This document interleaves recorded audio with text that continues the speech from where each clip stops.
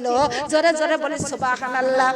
হাজেরা আবার দৌড়ে দাঁড়িয়ে সন্তানের কাছে, সন্তানের আর কান্না করারও শক্তি নাই। হাজেরা এইভাবে 7 বার দৌড়ে দিয়েছিল। দৌড়ে দেওয়ার পরে আবার পাহাড়ের উপরে উঠে গেল।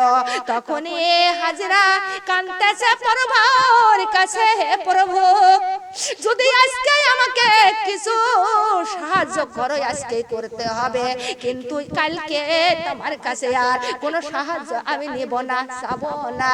কেননা যদি খাদ্য বিনে আমার বুকের মালিক মারা যায়, আমি তোমার কাছে আর কোনোদিন কোনো সাহায্য চাবো না।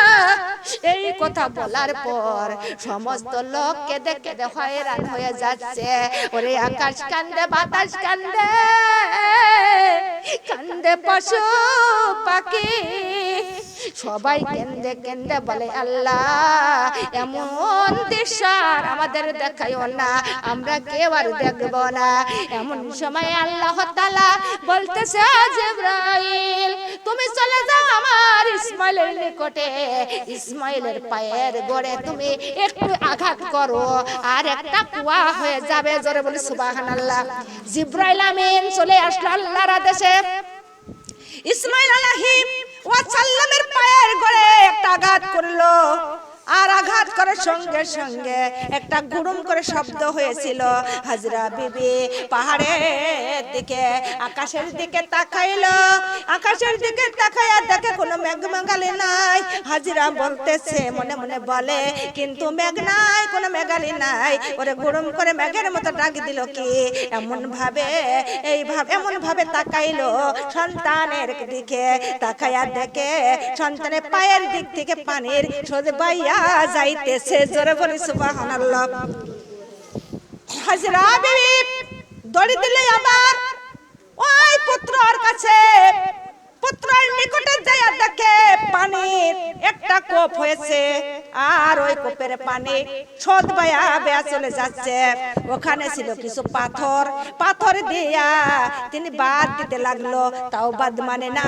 তখনই হাজরা বলতেছে, ওরে পানি জম জম জম, ও দুনিয়ার মাবুন গো, জমজমের অর্থ মানে ও পানি থাম।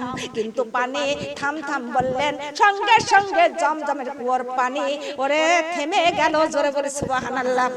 থেমে যখন গেল, হাজরা বিবি এক পেয়ালা পানি নিয়ে তিনি সন্তানের মুখে দিলেন আর বললেন, লা ইলাহা ইল্লাল্লাহু ইব্রাহিম খলিলুল্লাহ, লা ইলাহা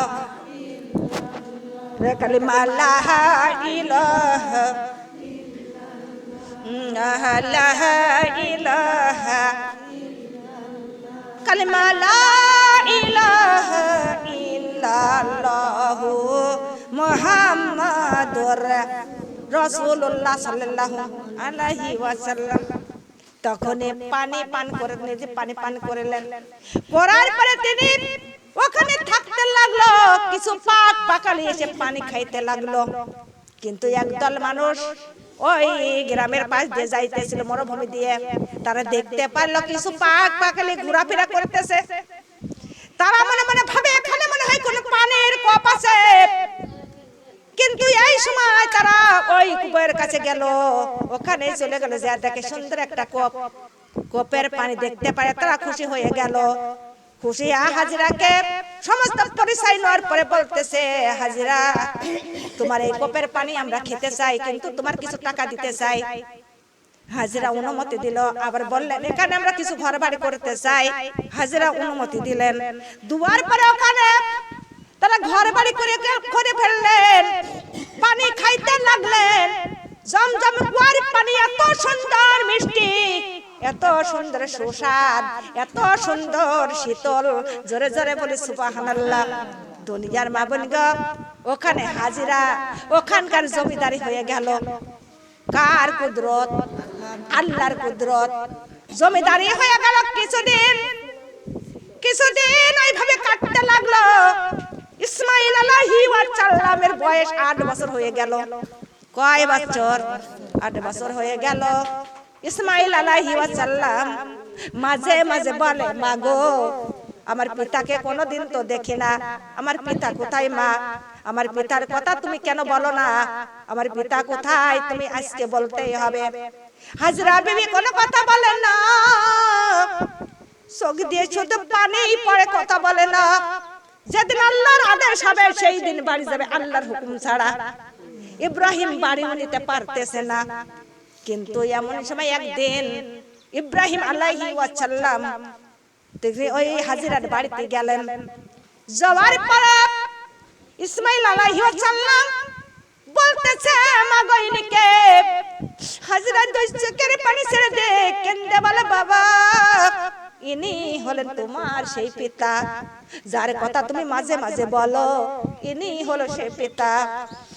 এমন সেই কথা শুনে ইসমাইল আলাইহিস সালাম ছোট মানুষ দৌড়াইয়া দৌড়াইয়া বাবার কোলে উঠে গেল। আর ইব্রাহিম আলাইহিস সালাম তার সন্তানের মুখে চুম্বন দিয়েছিলেন। জোরে বলে সুবহানাল্লাহ। এই দৃশ্য দেখেছিল সমস্ত ফেরেশতারা। দেখার পরে ফেরেশতারা আল্লাহর কাছে অভিযোগ দিলেন, হে প্রভু, হে আমার মহান রব্বুল আলামিন, আপনার বন্ধু আপনার মহব্বত ভুলে গেছে, কিন্তু মহব্বত তার সন্তানের বেশি বেশি করে। এই কথা বলার পরে আমার আল্লাহ বলতেছেন, হে ফেরেশতা, দেখো আমি কি করে আমি একটা পরীক্ষা চালাবো। হে ফেরেশতা, তোমরা দেখে নিও, আমার বন্ধু আমাকে ভালোবাসে, আমাকে মহব্বত করে না, তার সন্তানকে মহব্বত করে। তোমরা তোমরা দেখিও। আল্লাহ তাআলা রাতের নিশীথে আল্লাহ তাআলা ইব্রাহিম আলাইহিস সালামকে ডাক দিলেন। ডাক দিয়া বলতেছেন, বন্ধু, তুমি আমার নামে কুরবানি করো। জোরে জোরে বলে সুবহানাল্লাহ। ইব্রাহিম আলাইহিস সালাম সকালবেলা উঠে 100 উঠে নিয়ে এসে কুরবানি করে দিলেন। আবার পরের নিশীথ আল্লাহ ডাক দিয়া বলেন, বন্ধু, তুমি আমার নামে আবার কুরবানি করো। সকালবেলা উঠে ইব্রাহিম আলাইহিস সালাম 100 গরু আবার কুরবানি করে দিলেন। তৃতীয় নিশীথেও আবার আল্লাহ ডাক দিয়া বলেন, বন্ধু রে, তুমি আমার নামে আবার কুরবানি করো। তখন ইব্রাহিম আলাইহিস সালাম সকালবেলা উঠে আবার 100 দুম্বা এনে কুরবানি করে দিলেন। চতুর্থ নিশীথেও আমার আল্লাহ আবার ডাক দিয়া বলেন, বন্ধু, 3 দিনকার কুরবানি আমি কবুল করি নাই, কিন্তু তোমার প্রিয় বস্তু, যে তোমার মহব্বতের জিনিস, তাকে তুমি কুরবানি করে দাও। জোরে বলে সুবহানাল্লাহ। ইব্রাহিম আলাইহিস সালামের বুঝতে আর বাকি রইল না। ইব্রাহিম আলাইহিস সালাম সকালবেলা উঠিয়া তরবারিটা হাতে করিয়া রশিটা হাতে লইয়া উটির পারে উঠিয়া মার বাড়ি শবদে হাজিরার বাড়িতে চলে গেল। হাজিরার বাড়িতে যা সালাম দিলেন, সালামের উত্তর হাজরা বিবি দিয়া অনেক খুশি হয়ে গেল। ইব্রাহিমের দেখে অনেক খুশি হয়ে গেল।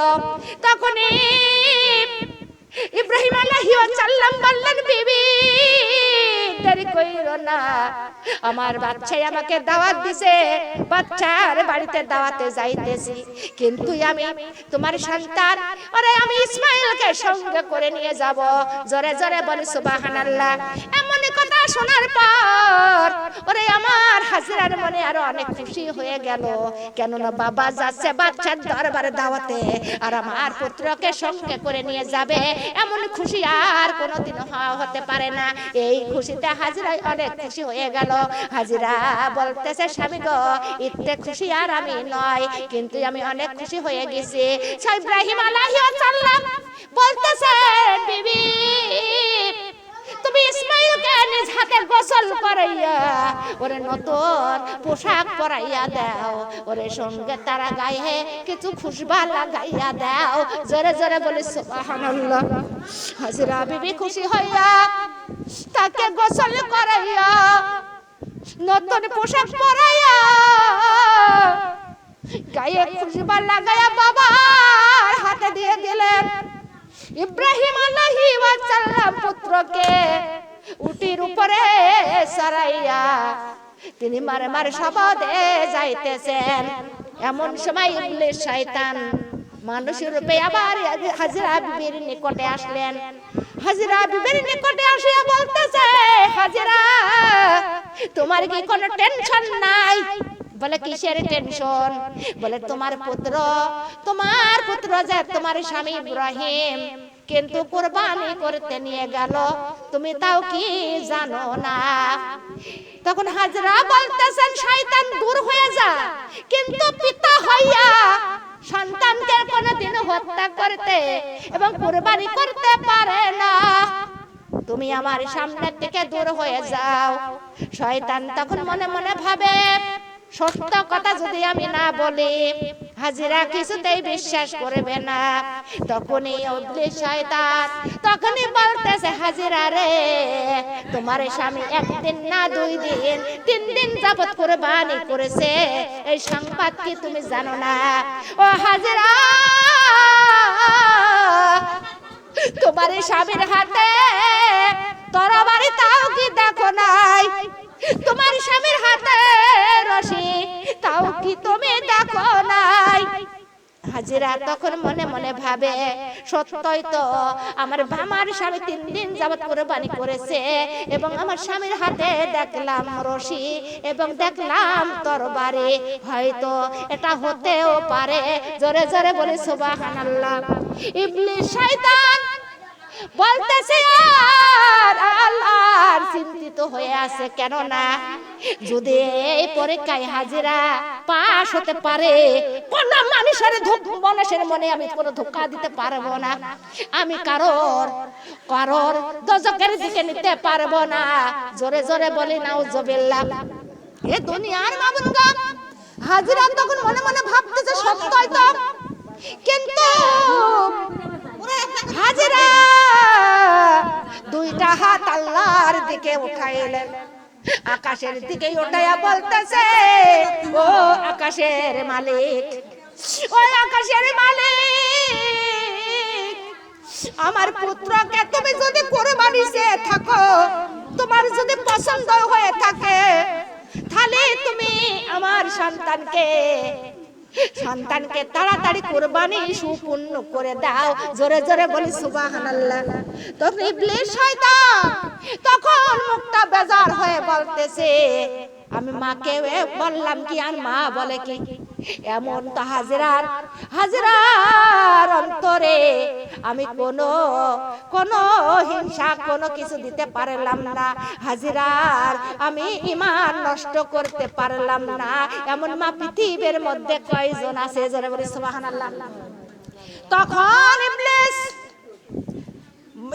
বলতেছে, ছোট্ট সন্তান 8 বছর বয়স, কয় বছর? 8 বছরের বয়সের সন্তান আল্লাহর মহব্বতে কি কইবা বোঝে, আল্লাহর ইবাদতই বা কি বা বোঝে, কিন্তু আমি ধোঁকা দিব ওই ইসমাইলকে। জোরে জোরে বলে নাউজুবিল্লাহ। তখন ইবলিস শয়তান ধরে দিল, যাইয়া তখনই ইসমাইলকে বলতেছে, ও ইসমাইল, তোমার বাবার পেছন থেকে তুমি পালাও, নইলে তোমার বাবা তোমাকে কুরবানি করে দিবে। ও ইসমাইল, দেখো তোমার বাবার হাতে রশি, তোমার বাবার হাতে তরবারি, কিন্তু তুমি বাঁচতে যদি চাও পালাও।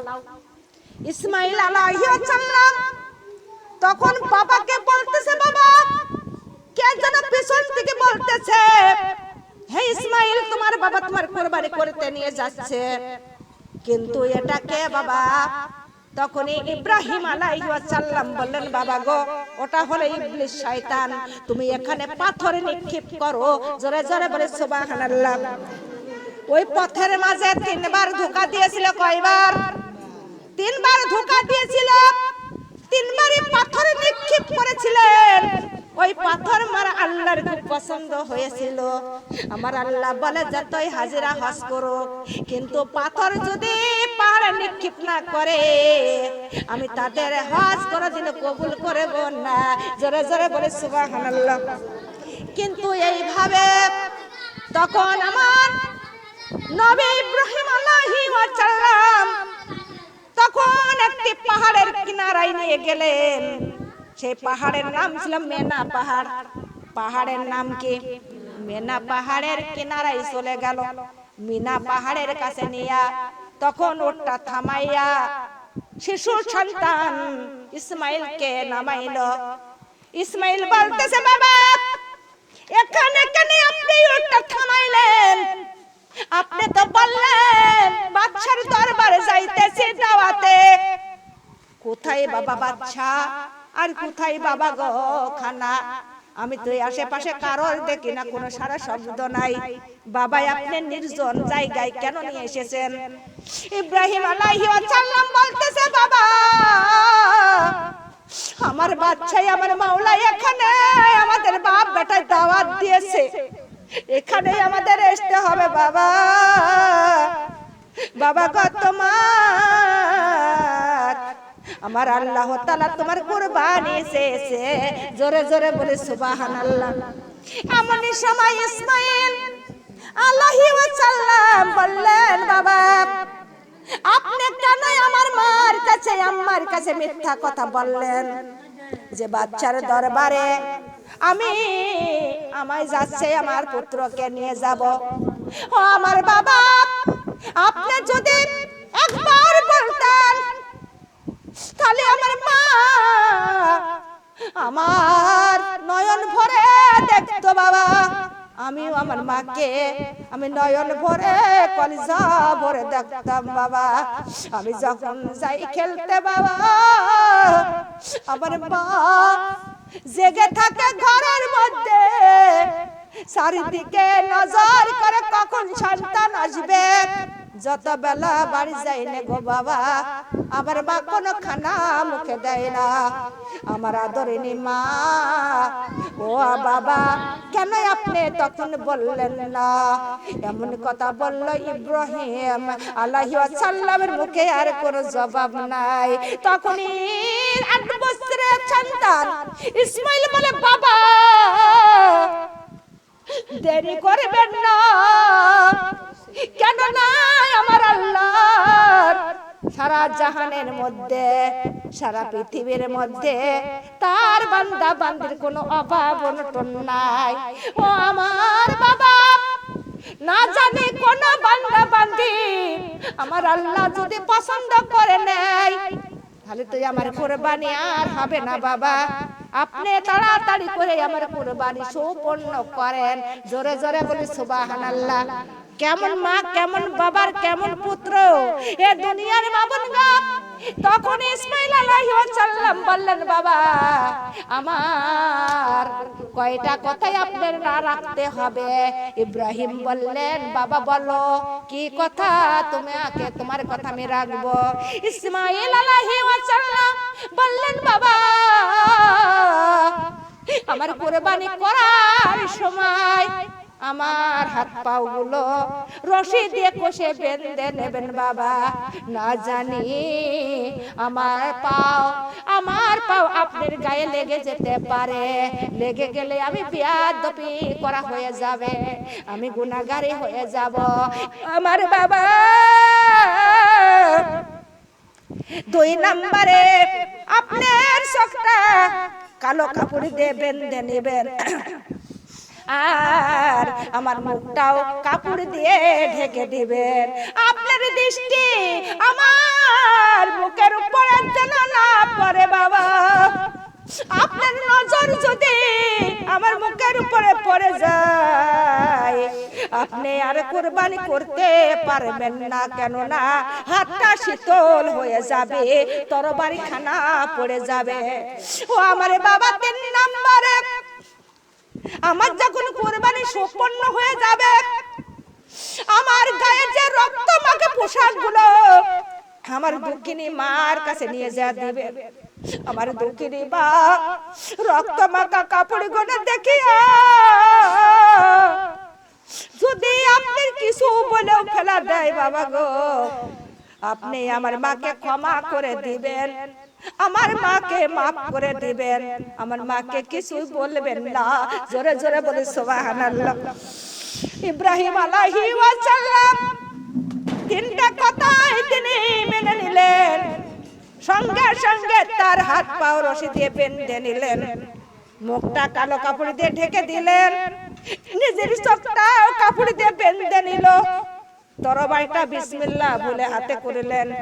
এই দৃশ্যটা সমস্ত আকাশ বাতাস, পাহাড় পর্বত তরুলতা, আকাশের ফেরেশতারা কেঁদে কেঁদে যার যার হয়ে যাচ্ছে। হে আল্লাহ, আমরা এই দৃশ্য আর দেখব না। ওরে বাবার হাতে পুত্রের কুরবানি, আমরা এই দৃশ্য আর দেখব না, আমাদের আর দেখাইও না। আমার আল্লাহ বলতেছেন ফেরেশতারা দেখো আমি কি পারি, তোমরা একটু দেখো। আল্লাহ বলেন ফেরেশতা আমার কি ক্ষমতা, তোমরা একটু দেখো আমার বন্ধু আমার জন্য কি করতেছে, একটু তোমরা নজর করে দেখো। সবাই ফেরেশতারা কেঁদে কেঁদে হয়রান হয়ে যাচ্ছে, আরে বলে মাবুদ গো আমরা আর দেখব না। তেমন সময় আমার আল্লাহ তখন আমার আল্লাহ দয়ার নজরে তাকায়া আছে, আমার বন্ধু কিভাবে কুরবানি করতে যাইতেছে। বিসমিল্লাহ বলে আল্লাহু আকবার বলে যখন তরবারিটা ধরলাম, গলার দিকে পৌঁছাইতে লাগলো, আল্লাহ বলেন হে তরবারি ধার উঠে যাও, আমার ইসমাইলের একটা গায়ের পশম যেন না কাটে। জোরে জোরে বলি সুবহানাল্লাহ। একবারে না রে, দুইবার না, তিনবার তরবারি ধরেছিলেন। কয়বার? তিনবার তরবারি ধরিয়া পৌঁছাইতে লাগলো, গলা কাটে না, কুরবানি হয় না। এমন সময় ইব্রাহিম আলাইহিস সালাম মনে মনে ভাবে আমার তরবারি এত ধার যে মাছি কাটলেও মাছি পড়লেও কেটে যায়। পাশে ছিল একটা পাথরের টুকরা, ওই পাথরের টুকরাটা আঘাত করলো, আর পাথরের টুকরাটা সঙ্গে সঙ্গে কেটে দুই ভাগ হয়ে গেল। জোরে বলে সুবহানাল্লাহ। কিন্তু তখন ইব্রাহিম আলাইহিস সালাম বলতেছে তরবারি ধার পরীক্ষা করার জন্য পাথরে আঘাত করেছিলেন, কিন্তু পাথর কেটে দুই ভাগ হয়ে গেল, কিন্তু পুত্র কেন কুরবানি হয় না? তখন আমার আল্লাহ ডাক দিয়ে বলতেছেন জিবরাইল তুমি ইসমাইলকে রাখিয়া তুমি একটা দুম্বা তরবারি নিচে দাও শোয়াইয়া। সঙ্গে সঙ্গে জিবরাইল আমিন একটা দুম্বা এনে তরবারি নিচে শোয়াইয়া দিল। সঙ্গে সঙ্গে তো ওই দুম্বা কুরবানি হয়ে গেল, আর ওই রক্তটুকু আমার ইব্রাহিম আলাইহিস সালামের হাতে লেগে গেল। ইব্রাহিম আলাইহিস সালাম তখনই মনে মনে ভাবতে লাগলো আমার পুত্র ইসমাইল মনে হয় কুরবানি হয়ে গেছে। জোরে জোরে বলে সুবহানাল্লাহ।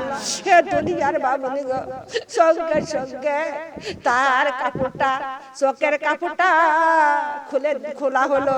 খুলে দিয়ে তখন নজর করে দেখে ইসমাইল পাশে পড়ে আছে, আর তরবারি নিচে ওরে পড়ে আছে, দুম্বা কুরবানি হয়ে আছে। জোরে জোরে বলি সুবহানাল্লাহ।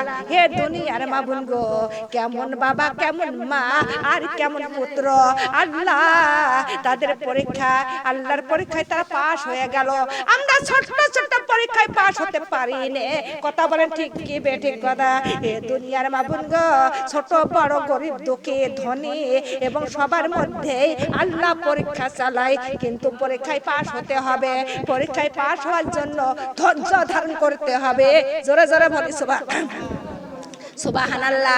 আমার আল্লাহ বলতেছেন ইন্নাল্লাহ সাবিরিন, আল্লাহ বলতেন ইন্নাল্লাহ সাবিরিন। আল্লাহ বলতেছে হে আমার বান্দা বান্দিরা তোমরা ধৈর্য ধরো, আর ধৈর্য ধরো, ধৈর্য ধরে সঙ্গে আমার আল্লাহ আছেন। জোরে জোরে বলি সুবহানাল্লাহ। কার সঙ্গে আমার আল্লাহ আছে? কথা বলেন। আল্লাহ আছে ধৈর্যশীলীর সঙ্গে। জোরে জোরে বলি সুবহানাল্লাহ। লা ইলাহা ইল্লাল্লাহ।